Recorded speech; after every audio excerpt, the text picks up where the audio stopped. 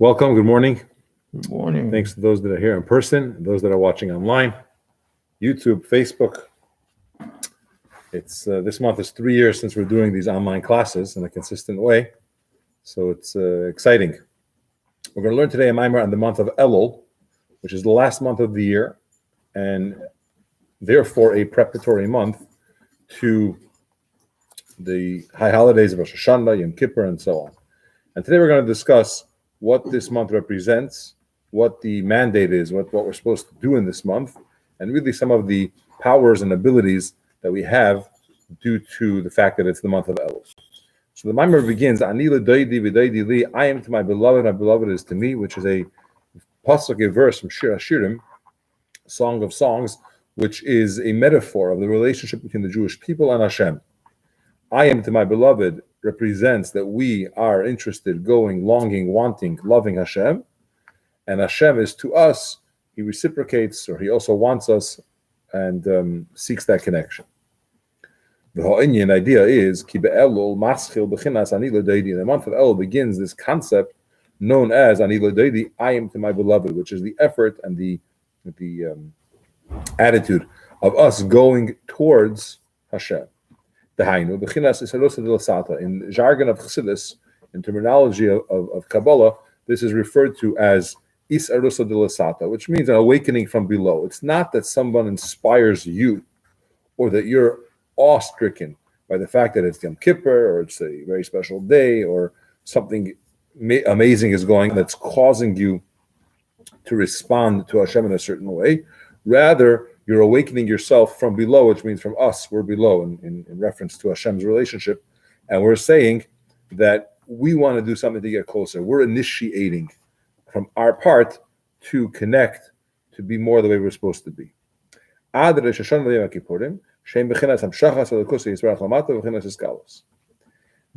is Rosh Hashanah, that we are going to Hashem and awakening from below. That's during the month of Elul. Because once Rosh Hashanah and Yom Kippur arrive, once we enter those days, the relationship or the mode is different. It's the opposite. In this case, Hashem is relating to us and coming towards us. It's a time of judgment. He's deciding everything that's going to happen with all of humanity for the coming year.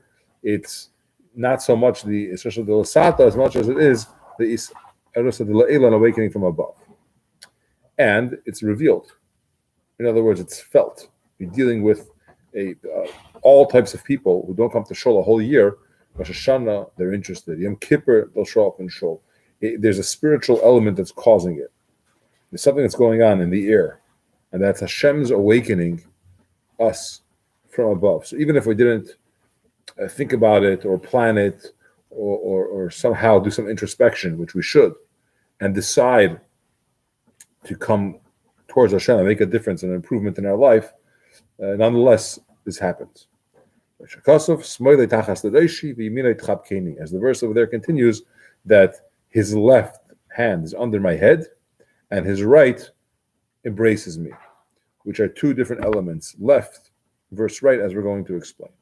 From Rosh Hashanah till Yom Kippur, there is the level of left. Left means, generally, that's yira. That's fear, that's discipline, that's strictness.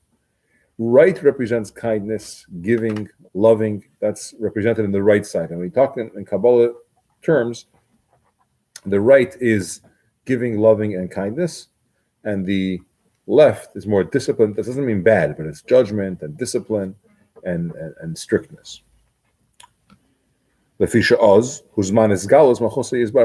we refer to Rosh Hashanah and Yom Kippur as the left arm, so to speak, or the left expression of Hashem? Obviously, God has no bodies, as we said many times. He's not physical; he's spiritual. But metaphorically speaking, we're using this concept of the left being Hashem's relationship with us.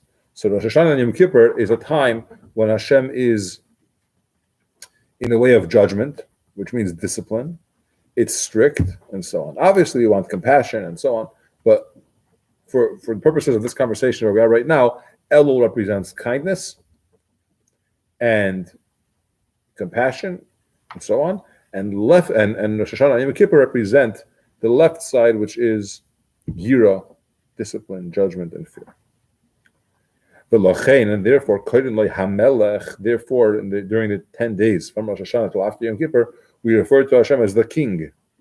Because your kingship is the kingship of all the worlds.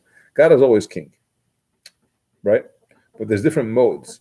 There's a mode when Hashem is relating like a father to a son, which is loving, caring.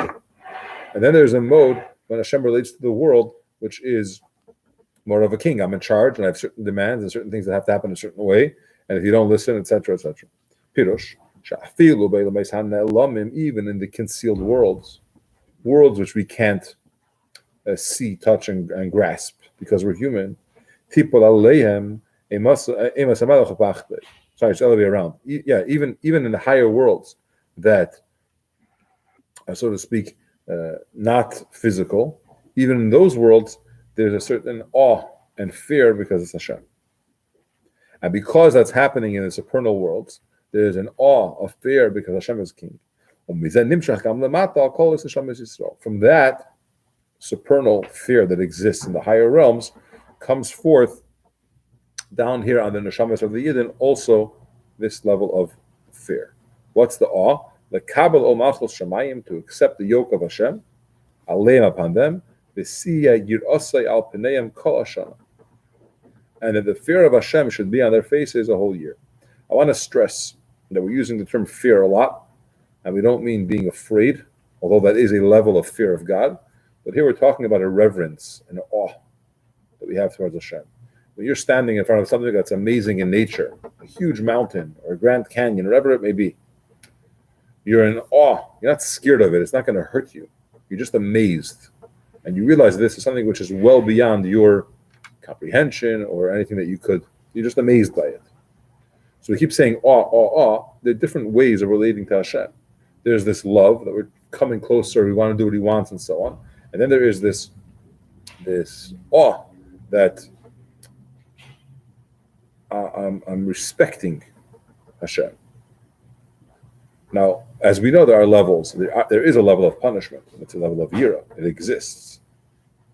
But I don't want to emphasize that too much. But as a result of this kingship that's happening in the higher worlds, it comes down to the lower worlds. And that feeling impacts the neshamas of the Yidden, the kabbalah malchus shamayim, they should accept the yoke of heaven upon them, and His fear should be upon them a whole year. It's not just that on Yom Kippur and Shul, a person realizes, hey, I have some interests or some desires, but Hashem is the one in charge. But after Yom Kippur, it's gone. The goal of these high holidays and the goal of Rosh Hashanah, Yom Kippur, and everything that's transpiring is that it should impact and remain and have an effect on the whole year. Here's a very powerful thing. Fear of heaven and love for Hashem is not something which is automatically implanted in a person's soul. We speak in Chassidus many times that every Yid has a hidden love for Hashem, and it exists and it's there. But when we're talking more of a conscious level, not subconscious, where I'm in awe of Hashem and I love Hashem and I want to go do what He wants, this is something which takes effort. It's not automatic.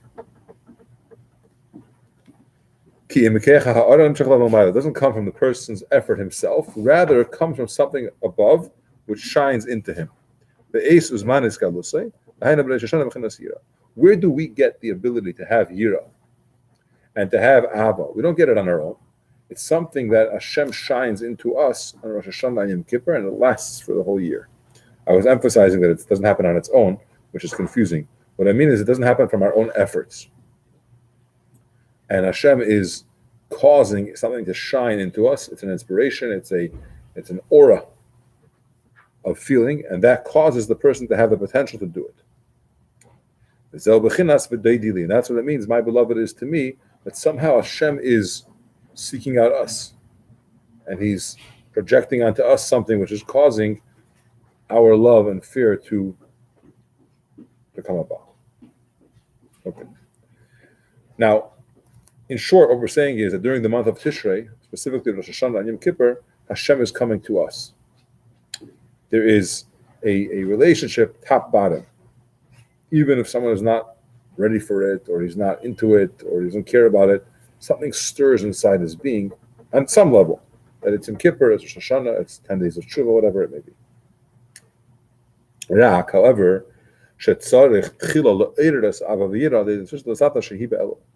however, you got to do something. You have to provoke it, awaken it. We're about 6 lines from the bottom. You have to awaken the Avav and Yira through Yisroel Lasata, which is an Elul. The month of Elul, the preparatory month to Rosh Hashanah, we need to do something as well. You could just show up on Rosh Hashanah, and Hashem will, whatever's happening in the world is going to impact you, because there's an aura, an inspiration. Our beloved is to me. My beloved is to me, which means Hashem is coming to us. But in Elul, and this is the secret of Elul, we need to do our part to try to awaken that Yisroel Leila, the Avav Yira. And that's through our own efforts. So in any relationship, it's a two-way street. Very often, one side is provoking some feeling from the other side. If you're very kind to somebody, you're eliciting a response. You're causing something to respond. It may be harder, it may be easier, it may be less welcome, more welcome, but if you're just going to wait around, then something will happen. If the person's kind, you'll get kindness, right? Or whatever the relationship is. But in order for it to be more impactful and to have more an effect, you need to, or you want to, provoke it. Okay, so the month of Elul, what's causing is an element of, we are stirring that awakening from above. When the Yid says, it's Elul, I want to improve, I want to daven better, learn better, whatever it may be, he's starting this concept, this process, and now the Rosh Hashanah Yom Kippur is a response to that. It's going to happen anyways, but it's not going to be the same. Okay. It's known, during the month of Elul, it's the time when there is a revelation of the 13 attributes of mercy. The 13 levels of compassion that express Hashem's compassion to humanity. When the Jewish people sinned with the golden calf, and Hashem wanted to wipe out, erase, destroy the Jewish people, God forbid, Moshe Rabbeinu prayed to Hashem, and he begged for forgiveness. Now, normally, it's not really deserving for forgiveness, because the Jewish people heard from Hashem himself not to worship idols, and just a few weeks later, they went and worshipped an idol. What caused Hashem to forgive us? It's the level of compassion, or 13 levels of compassion that Hashem has. Now, sometimes they're a little bit more hidden than usual, right? You can be very kind, but your kindness is not necessarily playing out. You're angry now, or you're disciplining now. Doesn't mean you're not kind, it's just hidden. It's about bringing it out, about revealing it, about provoking it. Hashem, during the month of Elul, the 13 attributes of mercy are revealed. That's why it says it's a very positive time in this month. Someone's doing a medical procedure, or somebody's doing some type of major move. He's buying a house, he's moving into a house, he's having a wedding, whatever it may be. The month of Elul is a very, very good month, because the levels of compassion of Hashem are very strong. Compassion means even if a person is not deserving of it, he's still getting it. Sometimes kindness is, I want to be nice, I'm giving it to you.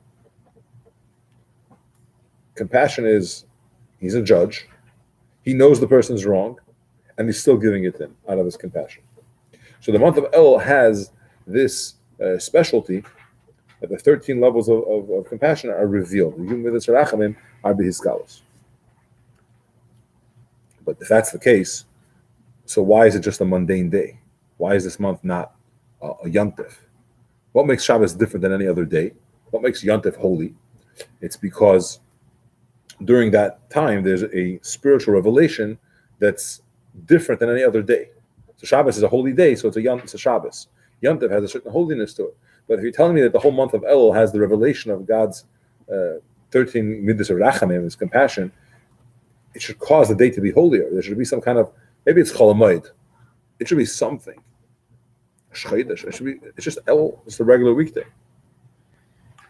Why are they weekdays and not Yontif? Just like Shabbos and Yontif. That then, in those days of Rosh Hashanah and Yom Kippur, you have a revelation of godliness that shines in the world. Ubefrat be'es uzman yud gimel midas, especially in the time of 13 midas. Shem ha'aras hal yenes moed. They are very supernal or high shines, revelations of godliness. They get revealed on Yom Kippur. We just explained that what levels are we talking about that are being revealed in the month of Elul? It's the 13 attributes of compassion, mercy. That's similar to what happens on Yom Kippur, especially as Yom Kippur progresses. In the Ilah, for example, we bring it out multiple times, the Hashem Kel Racham L'Chanon, and we sing it in Shul and so on. There's a lot of 13 levels of compassion that are being expressed or revealed on Yom Kippur. So Elul, in a sense, carries to a great degree the level of shine and revelation of godliness as exists on Yom Kippur. And yet, you can't compare the 2 days. It's a typical day. We're just going about our business. It's Elul. And Yom Kippur is this Holy of Holies. And yet it's the same, in a sense, the same revelation. And that's his question. Why is Elul a weekday? Based on everything we said. Achina Yuvan will be understood like an analogy of a king. This is obviously a famous analogy that's brought in Ramadan and Sichas. It comes from here. Before he comes to a city, the people of the city come out towards the king. First line on top. And they greet his face in the field. And then anyone who wants is allowed to go and greet the face of the king.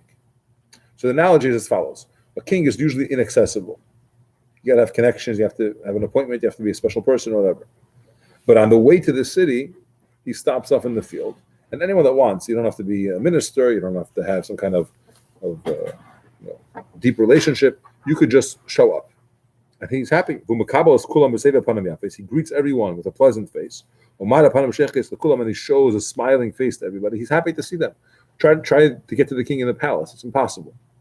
Even if you do get in, it's a very buttoned up environment.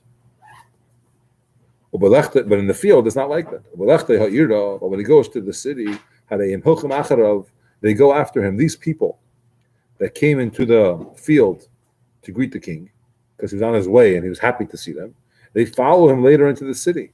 But then when he comes into the chamber of his kingdom, he comes into his palace. Can't get in there unless you have permission.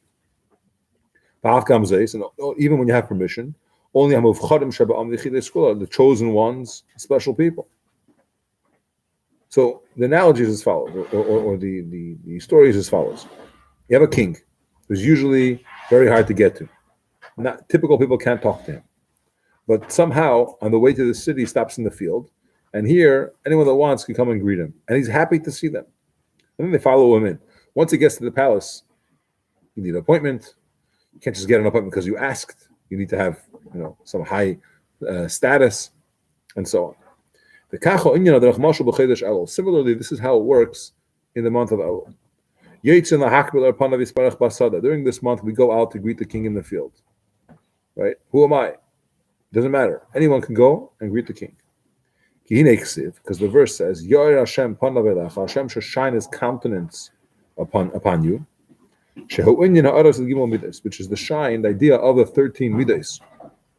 Upon him, they should be face to face. The shine of the internal part of Hashem's desire should shine. The makir and neshama is to the source of the neshamas of the Yidden.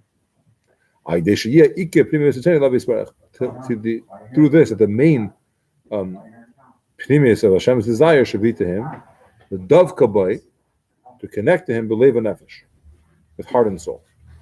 What happens here? There is a shine, like we said before, of the 13 attributes of compassion, which shines into the source of the neshamas of the Yidden, which causes that we should have an internal desire to connect to Hashem with heart and soul. From the depths of our heart, with Mesiras Nefesh. Giving up our life for Hashem if needed. Where does this come from? The ha'arazu, this shine, hinimsheches mebchinas kil. It comes from the level of kil. When we say Hashem kil rachum, kil is the beginning of the 13th Gimel Rachum, u'mekeiran u'kol, and it's the source. It all stems from that, from kil. Because of kil Hashem vayar lanu, as the verse says, also using the term of kil, referring to Hashem, that He shines to us. Shehu b'chinas erin seif baruch hu atzmei, which represents the light of Hashem Himself, the infinite light. Like it says, Hashem, your Eibishter, He consumes fire. But the idea is that during the month of Elul, there is this shine of compassion from Hashem to everybody. Even if they're not Moshe Rabbeinu that's davening to Hashem and begging, even if the person is not some kind of high spiritual stature, it's Elul. And there's a certain openness, and the king's in the field, and he wants to have a relationship with the people, and he's happy to see us. Now, once you're talking about the shine of Hashem, he's saying that it's like fire. What's the analogy to fire? Pirush, just like, for example, the shine and the ray, the light of fire, which comes out of the fire itself. Technically speaking, at least in the general form, there's no difference in the fire that's coming out of the shine from the fire or the light from the fire itself. It's basically the same. Point is, a shine of Hashem or Hashem's essence, as far as the impact, is similar. The shine of the face of Hashem, so to speak, that's shining to the Yidden, is from a level of Kel, which is B'chinas Erin Seif Baruch Hu Atzmei Mamash. In other words, when we say there's a shine of Hashem, a ray that's projecting onto the Jewish people, it's the essence of Hashem. It's the fire or the shine of the fire. Hashem's essence is impacting us in some way during this month. That's why the Yidden, if you take the word Yisrael, it's made up of three parts. Yud, Sar is a minister, and Kel is Hashem. So Sar, Kel is minister of Hashem. Kel is the source, Hashem, where this all comes from. Sar puts us on a level of minister or high level. The Hayud and the Yud is the indictuk. Yud brings out present tense, constant, like current. So Yisrael, it's constant. That the Yid is in a state of Sar of Hashem. What does it mean? What does it mean? Sar is a minister. The level of Kel, which is this level of godliness, it's a minister and a controller in him. A person has choices in life, right? But if Hashem is in charge, then He is causing us to behave a certain way. I'm deciding, what should I do? Well, it depends who's in charge. Is my animal soul in charge? Is a godly soul in charge? And you say Hashem is Kel, Hashem is ruling. In other words, the Hainu, in the words of Chassidus, every single Yid has a godly spark, mamish, it's literally a godly spark, which is giving energy, life source to his godly soul. And this spark that we have from Hashem, it's pulling naturally above to the light, the light of light, to give up his life to Hashem. So what we have here is we're talking about a shine from Hashem. It's happening.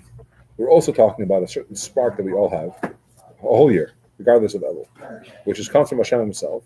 It shines into us, and it causes that we should have this yearning or this leaning towards Hashem. This relationship or connection or desire to connect to Hashem is higher than any type of intellect or knowledge. It's not that a person understood, because Hashem is truth, and He's the only thing, and the whole world is not, I should probably connect to Him. And I should probably do what He says, even if I have to inconvenience myself or have Mesiras Nefesh for it. That's rational. And sometimes he understands it, and sometimes he doesn't. Right? Our logic is limited, most of ours, by definition. This spark that comes in causes the neshama to want to connect to Hashem at such a level that it's beyond logic. It just is. It's an essential relationship. It's like a child, a little baby, who's connected to the father. He doesn't know why this father is his father, what makes him his father. Just a connection. Through Chochmah and Das, through Chochmah and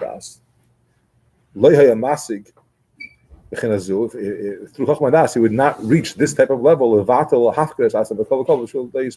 You can't attain through logical conclusions somehow to dedicate yourself to such a level to give up your life for Hashem.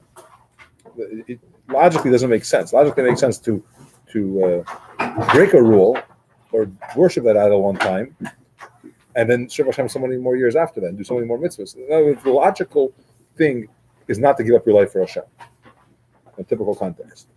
So you have to say that the relationship that we have is a result of the spark, which is much deeper and touches much further than any logic could achieve. This is the pasuk says, "Your children to Hashem." A son is the feet of the father. He's included in the desire of the father, without any type of logic or reasoning. It's a natural foot that's bottled to the head. Right? It just follows. In the Ratzon Shleikal, your foot doesn't decide, I want to go that way or not that way. The head says go, you go. It's a connection. That's what it means. Nullify your desire for his desire. Give up your own will to his will. In order that it should shine to Hashem, the Pnimius Tzeinai, so you have to mevatel all of your own desires. The proper way, or the way that it should shine, the inner Ratzon of Hashem, you have to have the relationship to Hashem like a foot to a head, where there's a bittul that exists. That's why the Mishnah says, nullify your own desire for Hashem's desires. In order to receive, so this demands a certain bittul, that a person puts himself aside, his ideas, his logic. You can't. If you want to get that level, you can't reach it through logic. Not only can you not reach it through logic, because it's deeper, you have to put your logic aside and you evacuate yourself and say, whatever Hashem wants, I'm in. Later, I got to do my part and put myself into it and invest and be fully there. But there has to be a feeling of bittul. It's selflessness and lack of ego in order to do so. Thanks for joining in person and online. Comment, ask, share, subscribe if you haven't yet. And we'll see you with Hashem soon.